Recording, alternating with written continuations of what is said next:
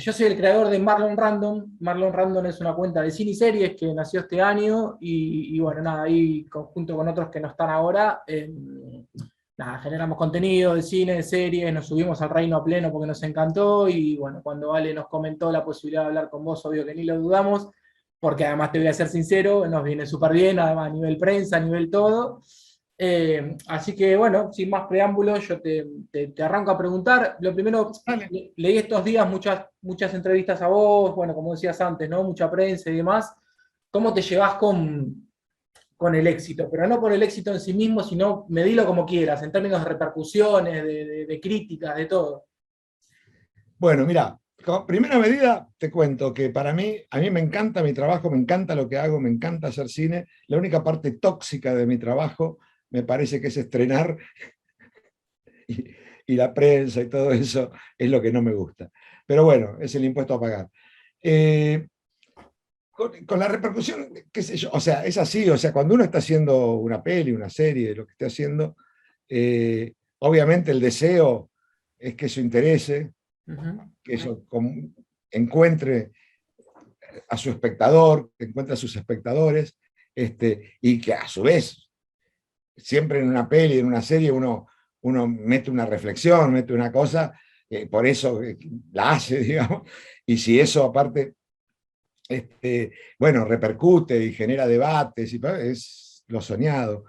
Eh, en mi primer película, en Tango Feroz, pasó eso, de que de pronto la película superó lo que es el éxito de una película, en el sentido, y intervino en la agenda pública, digamos, generó todo tipo de charlas y de referencias, y vos ibas en un taxi y escuchabas que estaban hablando de fútbol y salía la película, ¿viste? O sea, y yo dije, bueno, eso yo no creo que me vuelva a pasar.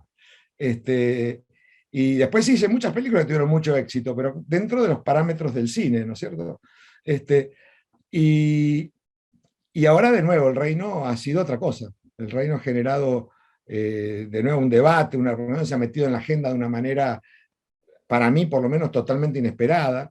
Este, eh, y por otro lado, ¿viste? O sea, mis pelis se han estrenado en muchísimos países del mundo, o sea, realmente han viajado mucho, pero nunca en simultáneo, quiero decir, o sea, la estrenabas acá, a los 3 meses en otro lado, a los 3 meses en otro, y así las pelis iban estrenando y a lo largo de 2 o 3 años estrenabas en 30 o 40 territorios importantes.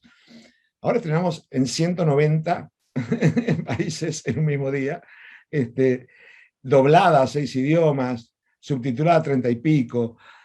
Y eso, claro, yo me lo habían dicho de entrada que iba a ser así, lo tenía en la cabeza, pero viste, era abstracto, ¿no? Bueno, estas cosas siempre son abstractas, no son tangibles. Este, pero de golpe te empieza a llegar un pedido de prensa de Rusia, un pedido de prensa de Turquía, un pedido eh, Traductores. claro, y es raro, ¿viste? Porque está pasando en el mismo momento. No es que te dicen, mirá, che, la película fue adquirida por Turquía y quieren que vayas al estreno. Entonces, ¿cuándo va a ser? Iba a ser en octubre. Ok, ya te planificás, esto fue para asalto, digamos, ¿no? Para asalto y todo junto. Es raro. Es hermoso, es hermoso. Sin duda también como se generan, qué sé yo, de pronto cosas que no son hermosas, que son horribles, que es como ese comunicado que sacaron un grupo de iglesias evangélicas que pedían por poco la cabeza de Claudia, y nos decían cosas horrorosas. Bueno, eso claramente uno no desea nunca eso. Pero por otro lado, eh, también fue muy potente ver la reacción en defensa nuestra, en defensa de Claudia, en defensa del proyecto, en defensa de la serie, al punto de que esa misma asociación que había subido ese comunicado a su plataforma por la mañana, a la tarde lo retira. Eso está bueno también. Ujú. Habla de que es una sociedad con reflejos, ¿no? Ante el autoritarismo, y eso me parece que está bueno. Este, Sí, tal cual. ¿Sabes qué? Te quería preguntar algo más específico porque estaba tratando, viste, como de no repetir algunas preguntas que te hicieron un montón. Y una que se me ocurría es, ¿Cómo se piensa? Yo lo pongo en términos de Emilio, ¿no? De Peretti, pero puede ser con Tadeo, puede ser con Pescado. Me parece que Emilio es como claro, claramente el protagonista, entonces como que es más claro describirte la pregunta. ¿Cómo se piensa un personaje como él en términos de, lo estoy pensando en términos de proceso creativo? Digo, ¿se pone un punto de equilibrio? ¿Hasta dónde llevas el extremo, su prédica? ¿Hay referencias? Lo primero que tenés que hacer, me parece a mí, ¿no? Que por lo menos siempre he intentado así, cuando te metes con un personaje que no tiene en principio nada que ver con vos, ¿no? O sea, que tiene otra realidad, otro marco de referencia cultural, etcétera, de ámbito, de donde, es quitarte los prejuicios. Prejuicios e ideas preconcebidas, que a veces no son exactamente prejuicios. Digamos, el prejuicio es como que encierra algo adverso, ¿no? Una idea preconcebida no necesariamente. Pero eliminar eso, es lo primero, sacar eso de ahí, y después tratar de empezar a cada personaje como pensar desde sí, como pensar desde el personaje. Que tenés en general varios personajes interactuando siempre en una ficción y cada uno requiere ese ejercicio. O sea, no pueden ser todos voces de vos mismo porque no funcionaría dramáticamente, quiero decir. Entonces, lo que tenés que hacer es eso, o sea, tratar de mirar la secuencia y el arco narrativo de la ficción que estás haciendo desde cada uno de los personajes, como posteriormente van a ser los actores. Los actores también van a mirar ese universo que les propones, lo van a mirar desde su personaje. Y también eliminando todo prejuicio y toda idea preconcebida. Está bueno. Y sin juzgarlo.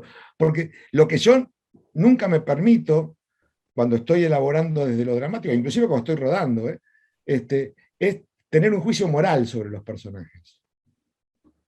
Porque me parece que aquí te fuiste al diablo, ¿viste? Te vas a la banquina necesariamente. Entonces, vos, obviamente, uno tiene una mirada sobre lo que está haciendo, sobre el total del arco narrativo, pero no para la construcción de los personajes, ni para cómo se vinculan, no podés tener un juicio moral sobre eso. Tenés que tratar por el contrario. O sea, yo tengo una teoría, que nadie se ve a sí mismo como malo. Aún el tipo que hace las acciones más abyectas se justifica interiormente de por qué las hace. No dice, qué mal tipo que soy, qué divertido, como un villano de cine mudo. Eh, entonces, ese punto de justificación de las acciones lo tenés que tener presente para construir al personaje. Tenés que construir eso. En el Reino, por ejemplo, que tenemos un tiempo de un arco narrativo extenso, de 8 horas, de 7 horas y pico de relato, hemos podido, inclusive, que a veces por ahí en una peli no tenés ese tiempo, pero hemos podido que casi cada uno de los personajes tenga la posibilidad de algún modo de expresar por qué se justifica. En el caso de Emilio, ya que vos lo nombraste, hay una escena en el capítulo 7 donde él justifica lo que siente, y lo ve desde el amor, ese es su lugar. Obviamente, una mirada externa dice, es la argumentación de un psicópata, pero expresada por él en primera persona y desde sí mismo, es su propia justificación. Está clarísimo, Entonces, claro. está muy bueno. Después, otra cosa que también te escuché decir mucho es que, bueno, nada, esto de los contratiempos de la pandemia, parar el rodaje, volver, en algún punto indirectamente favoreció un poco el guión porque tuvieron como que acortar escenas, adaptar cosas y demás. La pregunta es, no tanto el guión, sino a nivel visual. Para vos, ¿cuál era el desafío más grande que tenía el Reino y cuán conforme estás con ese resultado, de cómo se termina haciendo en ese contexto? Esto sí te lo puedo responder, pero no tiene nada que ver con la pandemia, digamos, porque en ese sentido no cambió la pandemia, mi relación con lo que estaba haciendo. Ni la pausa del confinamiento, no cambió. O sea, a mí, digamos, desde el punto de vista de puesta en escena, etcétera, me preocupaba antes de empezar saber que iba a tener muchísimo menos tiempo de rodaje del que normalmente dispongo cuando hago películas. ejemplo, yo en una película más o menos el promedio de páginas de guión diarias que filmo son 2, 2 y media. Acá eran 7. Entonces, sabía yo que iba a estar muchísimo más apretado. Pero eso era parte del proyecto inicialmente, no tiene que ver con la pandemia. No, no, de partida. Eso, por eso te digo que esto que te voy a decir no tiene nada que ver con la pandemia, o sea, es con el rey, digamos, con la serie en su conjunto. Y la pandemia no modificó nada, ciertamente, en esto.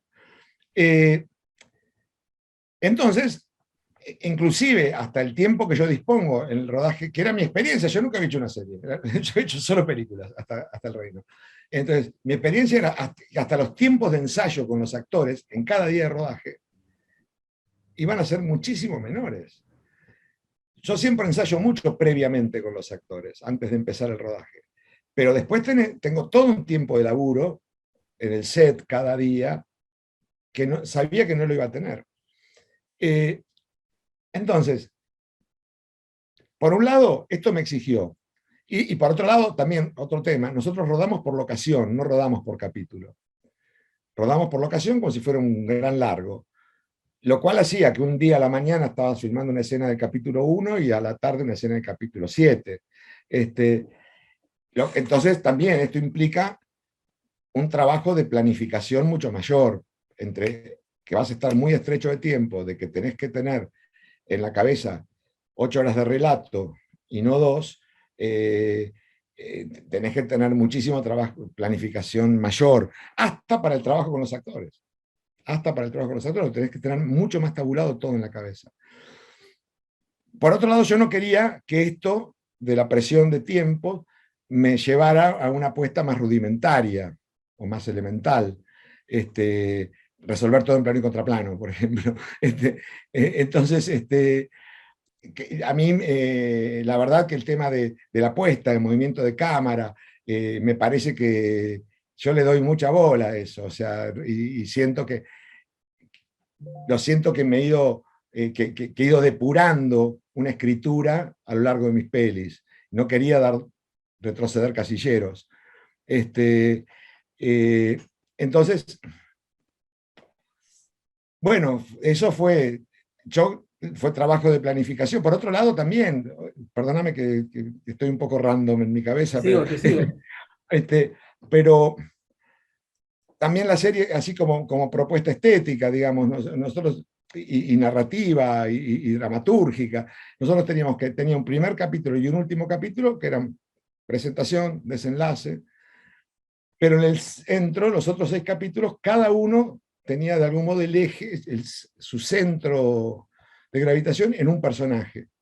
Y eso también hacía que nosotros, sin romper la unidad del conjunto, decidiéramos que cada capítulo tenía su intencionalidad estética. Sutil, pero la tiene. ¿Dónde? Te doy 2 ejemplos gruesos, pero, por ejemplo, el capítulo 6, el que habla sobre Osorio, el informe de Osorio, está muy fuertemente relacionado, digamos, a una estética de un cine americano de los 70, muy de denuncia, etc.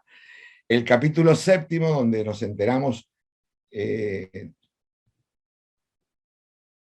es el único que tiene una vuelta al pasado subjetiva, porque las demás vueltas al pasado narrativamente son objetivas, no son un personaje recordando. En el 7, lo único que es subjetivo es un personaje que le cuenta a otro y visualmente vemos lo que cuenta, o sea, es una mirada totalmente subjetiva del pasado. Y ahí está acentuadísimo el género del terror visualmente, quiero decir, ¿no es cierto? Que es también con el que se presenta la serie. La primera escena de la serie, de los niños ahí arriba, es así, desde ese plano general del lugar, a oscuras, con una tormenta y una lucecita que va avanzando y que se apaga la ventana, se prende la ventana, se apaga la ventana, se prende. Es un clásico del cine de terror de los 60, digamos, de la Hammer, ese tipo de cosas, de escuelas de internados, ¿no? Pero digamos, todo este tipo de cosas implicó que tenerlo muy planificado, muy pensado, cosa de poder... hay muchos planos secuencia que tienen una cierta sofisticación, y que sabíamos que de pronto en un rodaje de un largo le dedicas todo el día a ese plano, y acá le íbamos a poder dedicar unas pocas horas, donde tenés que sincronizar el movimiento de cámara con que los actores estén en el tempo y en las marcas. Entonces, bueno, todo eso era planificación, llegar muy claro al set con lo que ibas a hacer. En general, casi todo, el director de fotografía, el asistente de dirección, el cameraman, todos sabían desde 3 días antes lo que se iba a hacer, y tenían todos los croquis, etcétera, de cómo íbamos a plantear cada una de las veces. Entonces, se pudo hacer en estos tiempos, ¿no es cierto? Y yo siento, quizás me equivoco, te digo, en mi mirada, ¿no? O sea, esto es muy subjetivo. Yo veo la serie terminada y siento que tiene esa, no sé si la palabra es elegancia, pero tiene esa elegancia de puesta en escena. En su conjunto, más allá de que alguna escena quizás no tanto, pero en general la tiene, y tiene inclusive algunos planos muy sofisticados que me gustan mucho, algunas secuencias muy sofisticadamente resueltas que me gustan mucho cómo han quedado. Así que no sé si esto era más o menos lo que me preguntabas, pero esto Sí, es tal cual, sí, no, yo pensé que por ahí lo de la pandemia había jugado un poco más, pero no importa, digamos. más jugó más en términos de guión. O sea, Eso sí, lo escuché, sí. hubo escenas que teníamos escritas que vimos que no íbamos a poder resolverlas con los protocolos. Claro. Entonces, lo que, en vez de decir, bueno, esta escena que era para pensar que había 500 personas aquí, la resolvemos en un primer plano y haciendo como un off, pensémoslas de otra manera para contar lo mismo, pero de otro modo, para poder hacerla con la sensación de que lo estamos haciendo con todo lo que tiene que tener, etcétera, etcétera. Y esto sí, el repensar esto, yo creo que las soluciones que encontramos son mejores que las que teníamos, por un lado, pero una vez puestos a escribir estas secuencias puntuales que teníamos que rehacer por este motivo, pero ya habiendo filmado una tercera parte como teníamos, y ya sabiendo lo que estaban haciendo los actores, con los personajes, etc., entonces sí, con Claudia decidimos revisar todo el guión y cosas que, viste, de pronto uno, cuando escribís, y todavía no estás seguro quién va a ser el actor, vos tenés el deseo, pero no tenés la certeza, etc. Hay cosas que decís, me encantaría hacer esto, pero no, ¿sabes qué? Esto si no tengo el actor que lo pueda hacer es un mamarracho. Y ahí ya vimos que podíamos jugar. Yo me acuerdo de una escena que cuando la escribíamos yo decía, bueno, pero le decía Claudia, lo dejamos así, pero si termina no siendo Mercedes, la reescribimos, porque esto nos vamos a la banquina. Y ya habíamos, por ejemplo, filmado esta escena en que ella termina con el demonio es la política, al final del capítulo 3. Entonces yo le decía, me acuerdo, Claudia, podemos mandarnos a donde queramos con estos actores, estos tipos resuelven todo, no tengamos miedo, no pisemos el freno por miedo a caer en el ridículo. Estos tipos lo resuelven todo. Entonces nos dimos mucha más cuerda, nos dimos mucha más cuerda. Por ejemplo, esta escena que te decía del capítulo 7, donde el personaje de Emilio cuenta por qué hace todo lo que hace, se escribió en pandemia, no estaba previa. Era una escena mucho más tímida la que estaba previa. Te saco del reino un segundo porque, nada, entre el agradecimiento y la admiración que me produce hablar con el director de Ceniza del Paraíso, de Caballos Salvajes, de Kanchapka, te tengo que llevar para ahí, aunque sea con esta pregunta. Nada, ¿cómo era hacer cine en esos años? ¿Y que sigue algo vivo de eso? O sea, entiendo, hace bastante que no haces cine, tenés ganas de hacer. Sí, cine sí. Yo, sí, la última película que hice fue Ismael, que fue, si no me equivoco, en el 14 o en el 15. 2013, sí, por lo que miré ahí, 2013. 13, puede ser. Hace unos cuantos años ya. Sí, tengo ganas de volver a hacer películas. Sí, sí, sí. Ahora, bueno, ya estoy comprometido a hacer la segunda temporada del Reino, que es otro tiempo largo. Pero, y la verdad que tengo una película esperándome en España, que la demoré por el Reino y después la pandemia y después, pero bueno, ya creo que no la voy a hacer esa. Pero para mí no es o blanco o negro, o River o Boca, qué sé yo. Para mí esto es otro modo narrativo, otra forma narrativa, otra estructura narrativa.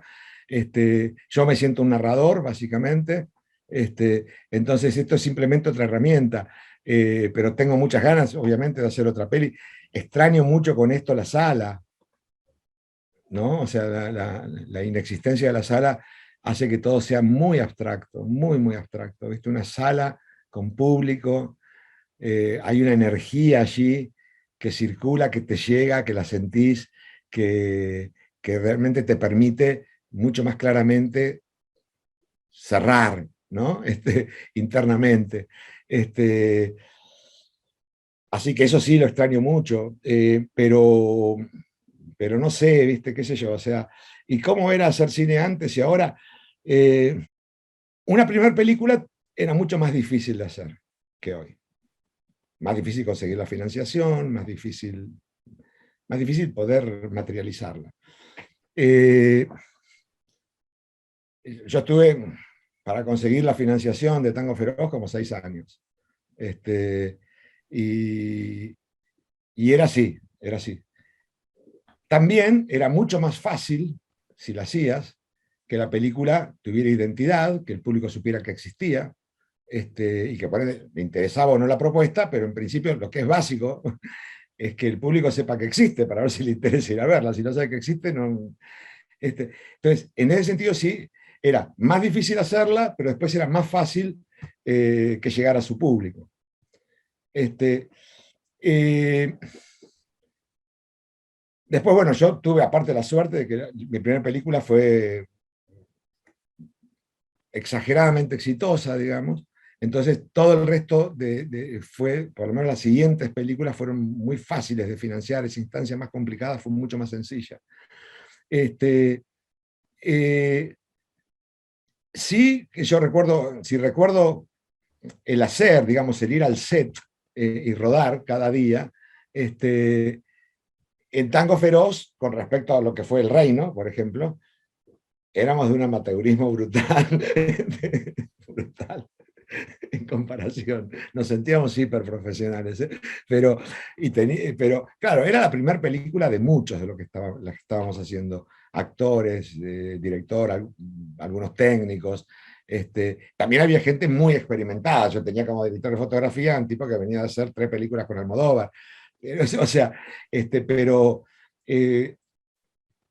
pero había de todo, ¿no? Pero el día a día era, con respecto al reino, lo comparo, por lo menos en lo que me quedó en la memoria, era mucho más amateur, qué sé yo. Ni te cuento Caballos Salvajes, éramos una tribu de gitanos por la Patagonia, yendo así la caravana de autos, che, este lugar es bonito, frenemos, ¡plim!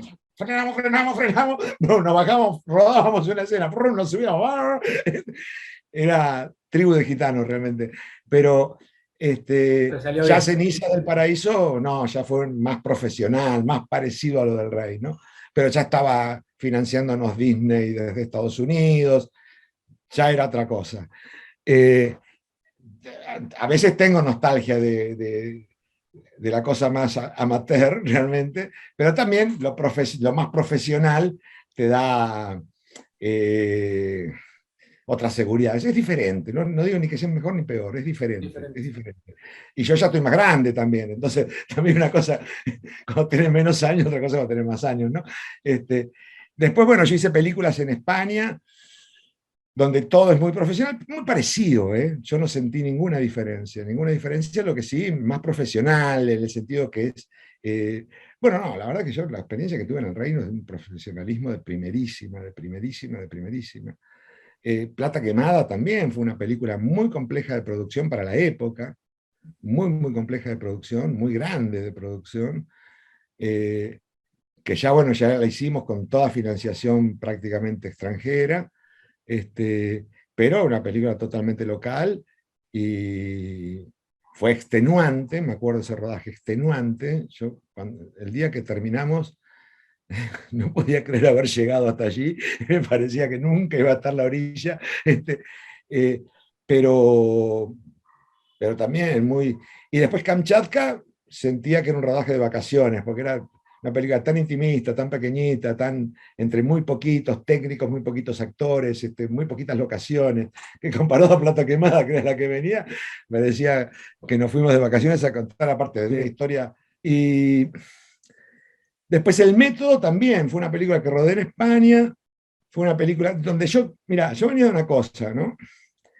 Yo me venía organizando las pelis donde en planos con una cierta complejidad, donde el plano era muy como el fonema a partir del cual se organizaba el relato, ¿no? Y tenía una necesidad interna de romper eso, de pensar de otra manera la puesta en escena. Entonces por eso me planteé hacer El Método. que era una película, no sé si la viste, pero es una película que transcurre básicamente en una locación, básicamente con un grupo de personajes sentados alrededor de una mesa, donde yo quise, por eso, rodarla con 3 cámaras en simultáneo, cosa de no poder permitirme pensar el plano. Casi Y, teatral la apuesta, ¿no? ¿cómo? Casi como teatral la apuesta, digo. Era teatral en términos de unidad absoluta de tiempo, espacio y acción, pero con una apuesta que creo yo era muy cinematográfica, por otro lado.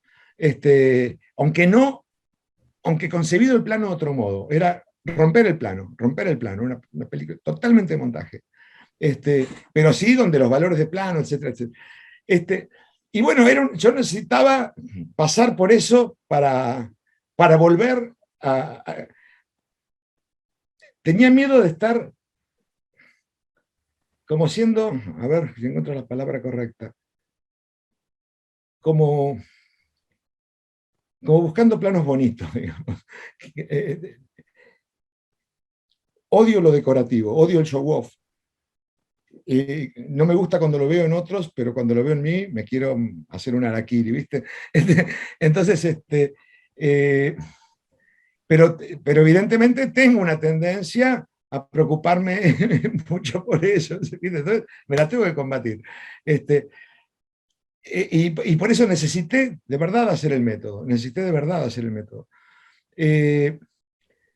Después hice Las vidas de los jueves, donde sí volví al plano secuencia, donde casi todas las secuencias están organizadas en plano secuencias, no todas, pero muchas de ellas, pero donde creo que volví de un modo muy depurado, muy eliminando el show off por completo, donde nadie va a decir, che, qué plano secuencias. El plano secuencia tiene que ver con una articulación dramática, ¿no? Y Ismael buscaba totalmente otra cosa. Yo venía de hacer 2 películas, particularmente 2 películas, El método y Las viudas, que eran 2 películas muy implacables, muy como heladas en la mirada de los personajes, muy implacable con los personajes, muy feroz la mirada con los personajes. Y necesitaba reconectarme emocionalmente con los actores, con los personajes, con la cámara, con la imagen, conmigo. Y Ismael fue eso. Ismael fue eso. Y Bien. por otro lado fue una experiencia extraordinaria. Fue una experiencia que, la verdad que cuando terminé Ismael, dije, bueno, creo que no voy a hacer más cine, que ya está, que ya está. O sea, que porque fue una experiencia extraordinaria, el rodaje, ¿no? El hacerla, el editarla, eso de también que la película lo requería, ¿no? De estar el grupo que la hacíamos en un pueblo prácticamente vacío eh, de, de- de la Costa Brava en invierno, todo el tiempo juntos, parándose en un par de hoteles que estaban uno al lado del otro. Este, eh, y eso también, y una película que reconectaba emocionalmente y que de algún modo tuvo un efecto contagio en lo que lo hacíamos también. Fue una experiencia maravillosa, maravillosa. Y me gusta mucho visualmente la peli, me gusta mucho el modo que conectábamos con eso desde la cámara, la luz que hizo Xavi Jiménez era un bombón. Este, eh, bueno, para mí fue una cosa. Yo ahí sí me dije, quiero volver a filmar en Buenos Aires, ¿no? Yo nunca dejé de vivir acá, pero venía trabajando allá. Y yo necesitaba hacer una peli argentina, filmar acá, cuando terminaba el rodaje volver a dormir a mi casa, digamos, otra conexión. Y bueno, me metí en un proyecto en el que estuve trabajando 2 años, que finalmente tuve un desentendimiento con la producción, básicamente por el cast. No me cabían los actores que dicen que hay que tener para que una peli se pueda hacer. y no me había dado cuenta, bueno, me echo la culpa, no me había dado cuenta que cuando yo decía esto, la producción me decía, sí, sí, pero pensaba que lo iba a resolver, que me iba a convencer. Y bueno, pero no había manera, no se podía hacer así la película, por lo menos como yo la veía, como yo la entendía, no había modo. A mí me importa mucho el cast, me importa, no me parece una cosa menor que me van a ponerme a cualquier actor adelante. Me importa muchísimo. Y no es que yo piense que, no hay un juicio calificativo en esto, sino de mirada del personaje, ¿no? O sea, a mí me parece que hay un punto de encuentro entre el actor o la actriz y el personaje, que es lo que nosotros rodamos, ese punto de encuentro, que no es lo mismo cualquiera. No es lo mismo cualquiera, ese es el que buscamos, ¿no es cierto? Entonces, yo en eso, la verdad que soy muy poco plástico, no tengo mucha capacidad de negociación.